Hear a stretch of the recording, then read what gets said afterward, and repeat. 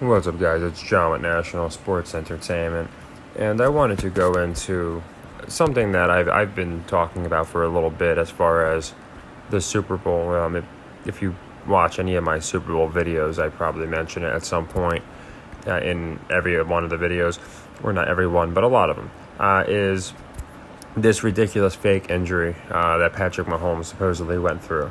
So, a couple things have surfaced. I just got someone put in my Discord.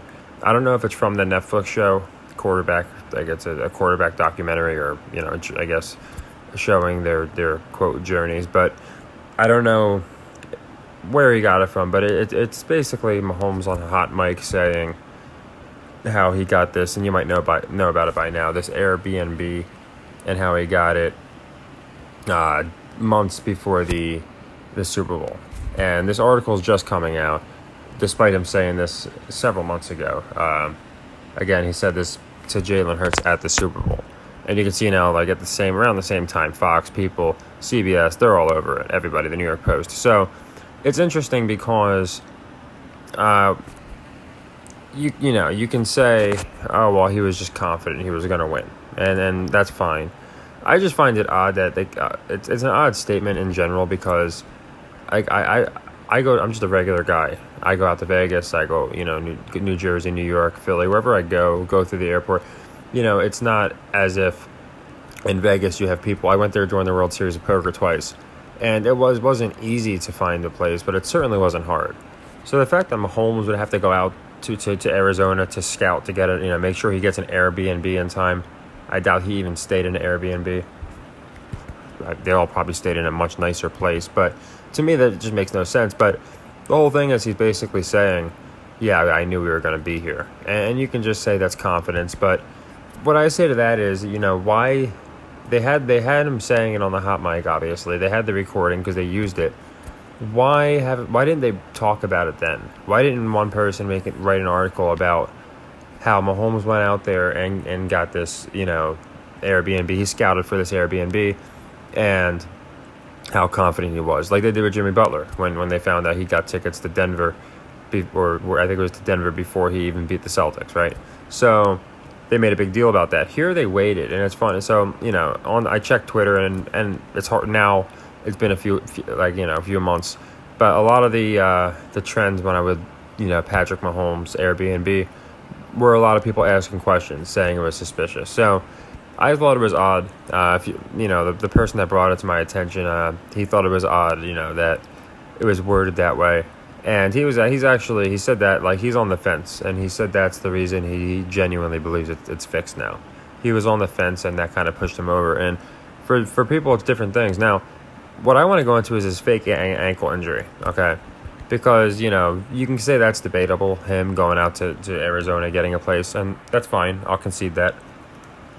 Maybe it was complete confidence, and he wanted to get a good price because the average Joe is going to beat him to it. Now, let's look at something that I've been going into. So here's a minute and 15 seconds, and just something I found very, very interesting.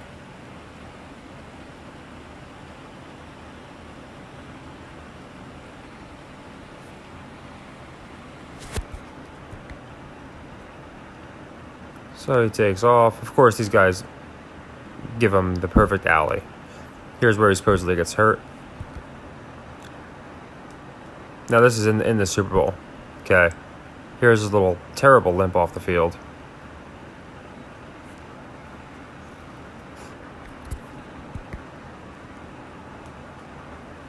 So now he rolled his sprained ankle, I guess. It's good, he says.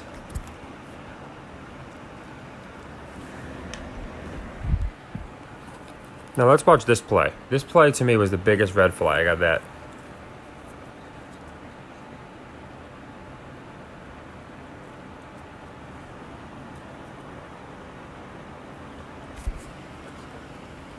Watch how fast he gets up.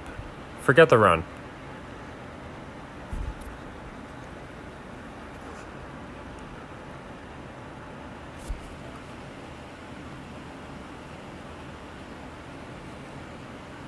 Here comes the limp after the sprint. And there's no limp here. Gets tackled by that ankle. and he's up already. So when I saw that, and he was running very, very fast. It wasn't like he was just like jogging. Like, this guy just took off.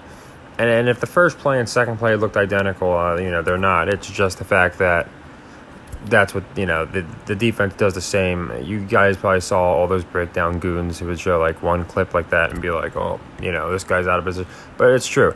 They're all out of position, and it's on purpose. It's just like wrestlers put themselves in a position to get hit with a move.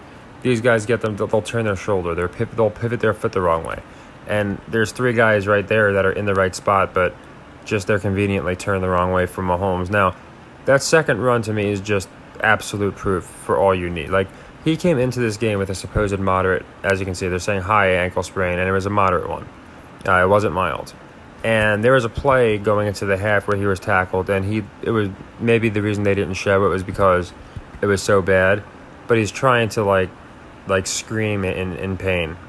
He's lying down and he's screaming at he's kicking his foot, whatever. And it was right before the half. And then he comes back, and the problem with it is he did this all game. He would take off and he wouldn't limp. Okay, so they tried to say, oh, it's adrenaline. When you have adrenaline, see, now he beat him on one leg. When you have adrenaline going, yes, it makes it where you can do things you can't. But if you go to the gym and you have, just say, a torn pec, and you try and bench press something, I don't care how much adrenaline you have, that pec isn't going to work, okay? Watch Cody Rhodes' WrestleMania match against, the Hell in a Cell match against Seth Rollins. He had a legitimate torn pec, and you can tell. Now, the biggest takeaway from Mahomes, again, he just can't sell an injury. He drops back, just takes off as fast as he can, and you can't even see any kind of limp on the foot, and there would definitely be a limp.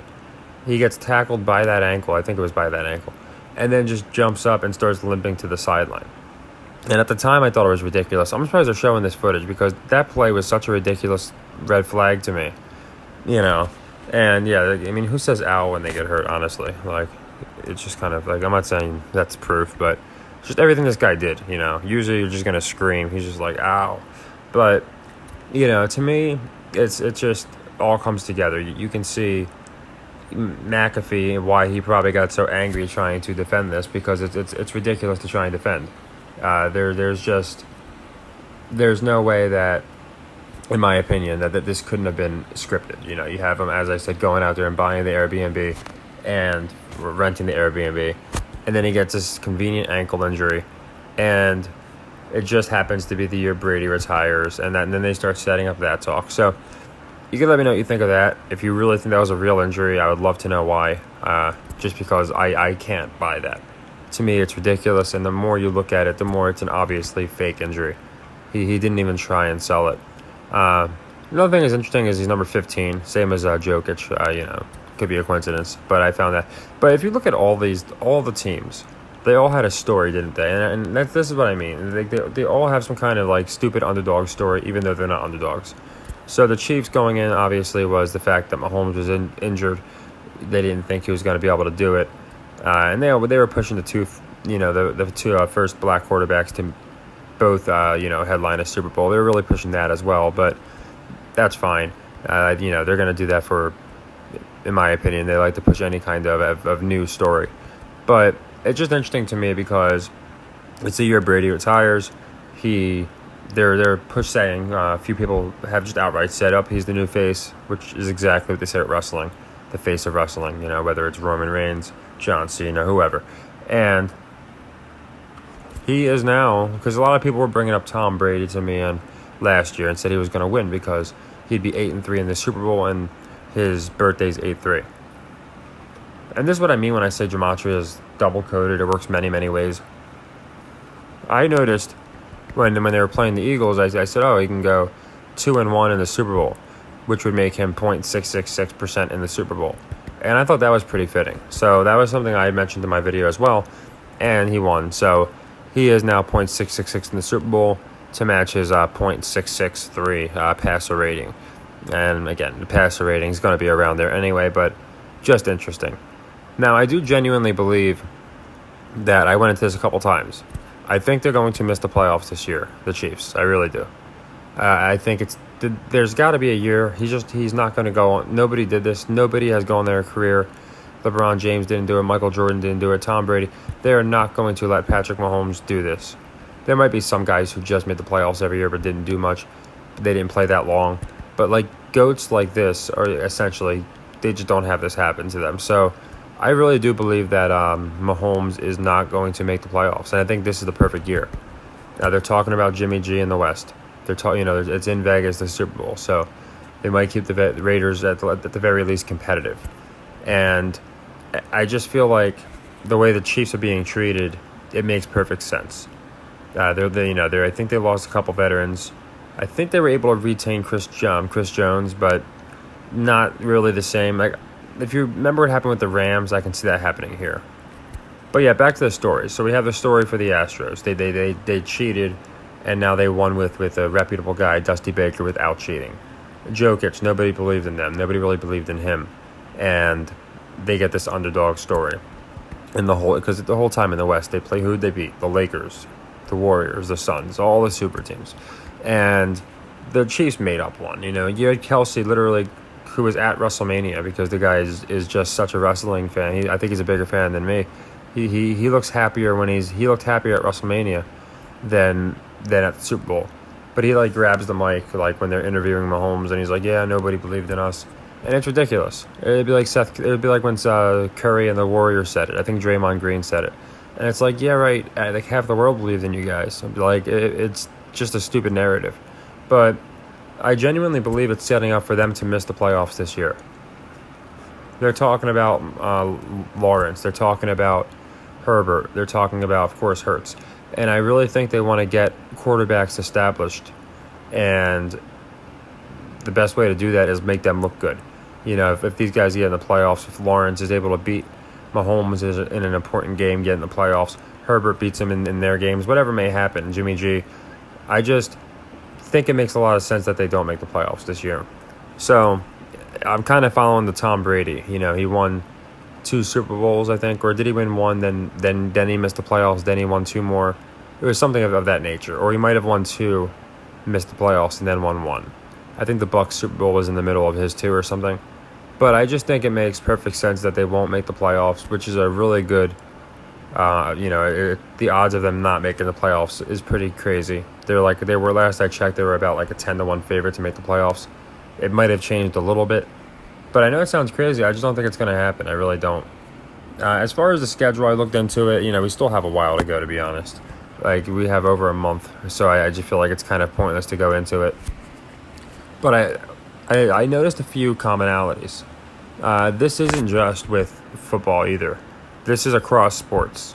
So if you look at the standings last year, I was talking about the AFC and the NFC Beast because they were talking about the NFC Beast. But it happened in the AFC too. The Jets did not have a terrible record, and now they're adding Aaron Rodgers. So it's like there are certain teams that are marketable, and they know they have to market to these places. And I don't think it's a coincidence. It's always New York, New England, and in California. It's like always, and Florida's starting to get into the mix. You see the Jags, Bucks, and Dolphins all got in. But in the NFC, it might be the first time in history that the worst team in the division did not have a losing record. And they almost made the playoffs. They're a game away from making the playoffs. So to me, that's incredibly interesting.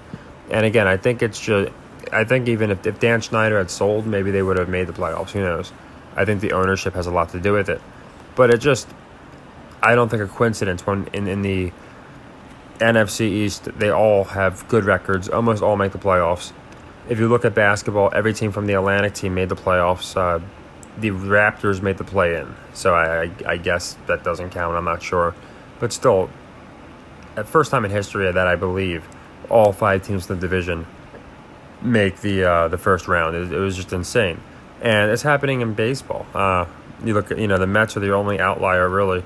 The AL East is looking really good. And, I mean, right now, if they stopped it, besides the Astros, who are like 2 games ahead of the Sox, almost the entire AL East gets in the playoffs.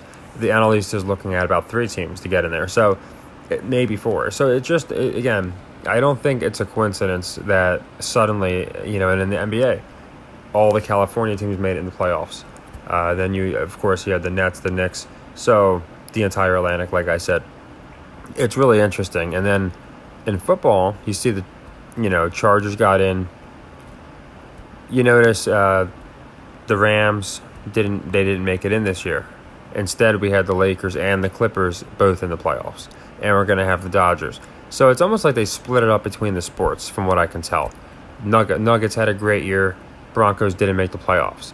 So based off of how certain teams do, I really believe we can kind of look to other sports and maybe look at teams that might underperform.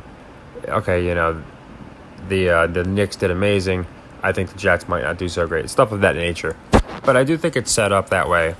But I really do think that the Chiefs don't make the playoffs this year. I think they're going to lobby to get maybe Russell in there. Jimmy G, I really have, the Vegas does not have them as great odds, but I do like the Raiders to make the playoffs. I really do. And my Super Bowl pick hasn't changed. I don't see why.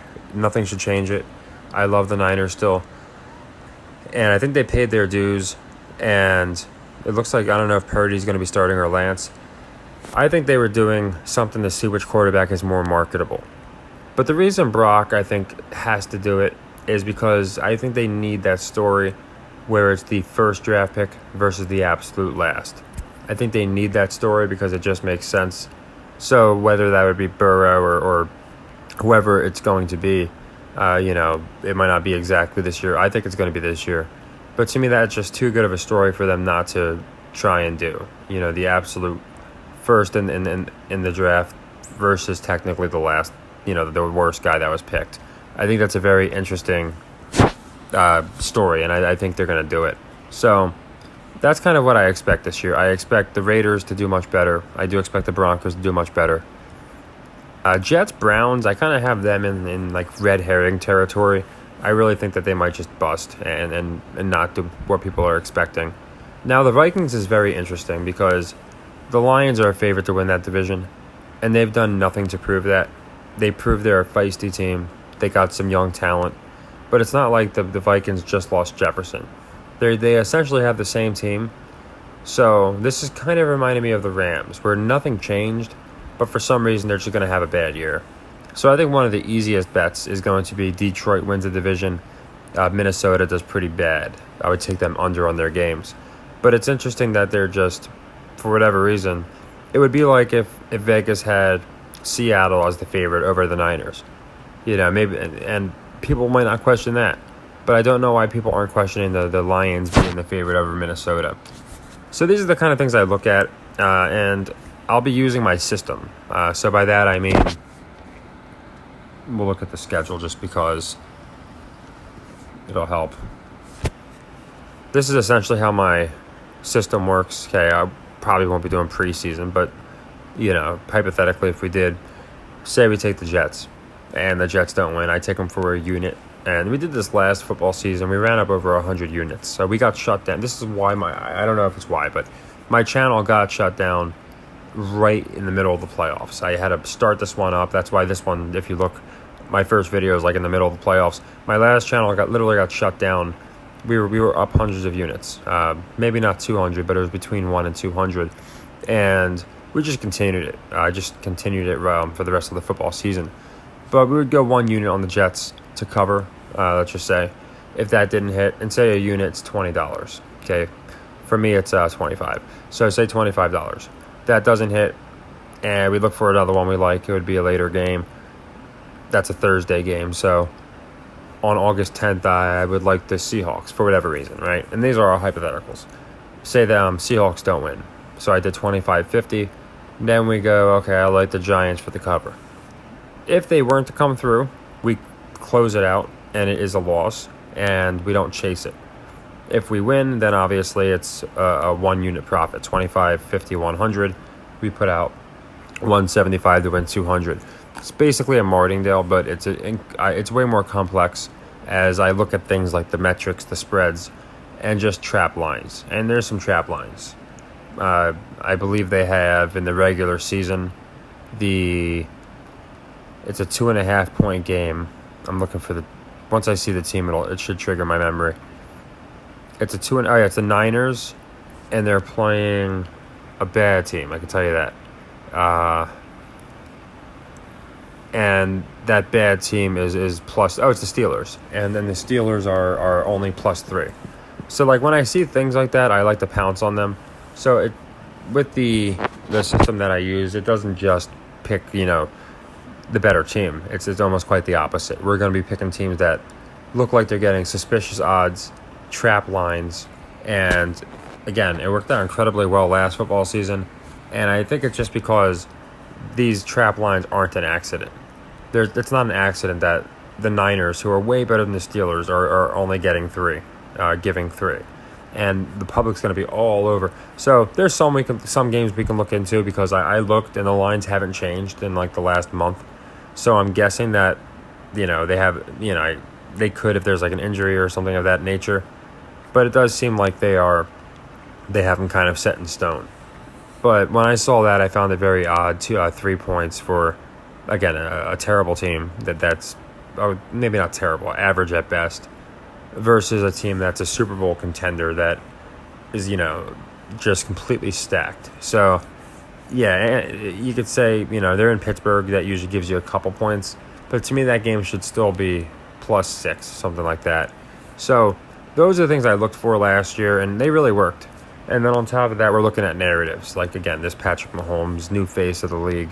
Brady passes him the torch when he beats Brady. Then he goes on to win the Super Bowl. Mahomes paid his due by losing to Brady in the Super Bowl. So, to me, none of it is a coincidence. And I think it's odd that they're just now talking about it. And it's probably because, like I said, the Netflix story. But he brought this up in the Super Bowl about how confident he was. And now it's just now that they were writing articles about it, about how he was so confident and he knew it. And it just happened to be going around Twitter, people saying, isn't this weird? That's how it got him to my attention. Someone put it in my Discord and they were like, don't you find this a little odd? Like I said, they were on the fence and now they don't believe it's real. Like they're like, okay, that's all I needed to hear. For me, it's the injury. I just think it's ridiculous. But, people have their different thresholds, I guess, and what they find ridiculous. But I watched wrestling my whole life, so seeing these guys that can't sell an injury, it's a lot easier for me because I watch wrestlers and they sell injuries very well. And these guys are apparently having real injuries and they don't even look even remotely injured. So, yeah, that's just my opinion. I do think Mahomes is set to be the new face of the league. He's the new Tom Brady. But I think they have to also get their new Peyton Mannings, their new Drew Breeses, their new all those guys, Roethlisberger. And they're not going to recreate every one of these guys, but they're going to get new guys in their place. So I do think we're going to see guys like Herbert, guys like Lawrence that they're talking about just really go nuts and have insane years. It's not a year I would pick Patrick to win MVP. It is interesting because now he's got the MVP and the Super Bowl MVP. And again, Jokic, same number, has got the he didn't get it last year, but he got it 2 years prior, the regular season MVP, and then he got finals MVP. So I do think there's correlations between the leagues. It is interesting. And someone brought to my attention that the Nuggets colors, because I always considered them powder blue and white, but someone brought to my attention that they've basically been wearing more of like the blue, the gold and white, and then some blue. So I still think there's some gold symbolism and things of that nature. That's another reason I love the Niners. They fit that red-white scheme, and they're also gold. So just the reason I like them. A lot of teams that are red and white have won with some gold trim. And then the exceptions were the Golden Knights and the Nuggets, and who technically they do wear some red and white. But again, I think the Nuggets are mostly more of like a blue, white, and gold. But I do think that the colors are important. People brought that up to me. And yeah, I think numbers are important. The Brady 8-3 thing would have been interesting. But as you can see, now Mahomes is .666 in the Super Bowl. So it just, how the gematria is going to fall. So I'll be going into the games, like every game we're going to play. Again, I think it's better we wait until we're actually close to the games. I can do preseason. Let me know if you want me to. I don't. I feel like it's akin to Summer League. There's not much to go into. I don't think they really do that much with preseason, but we could still try it. But I think, just the regular season is going to be great. And we'll be doing a lot of plays. I'll go into a lot of different teams. But I know some people wanted to hear my opinion on Mahomes. And after seeing that soundbite, I just thought it was just incredibly interesting.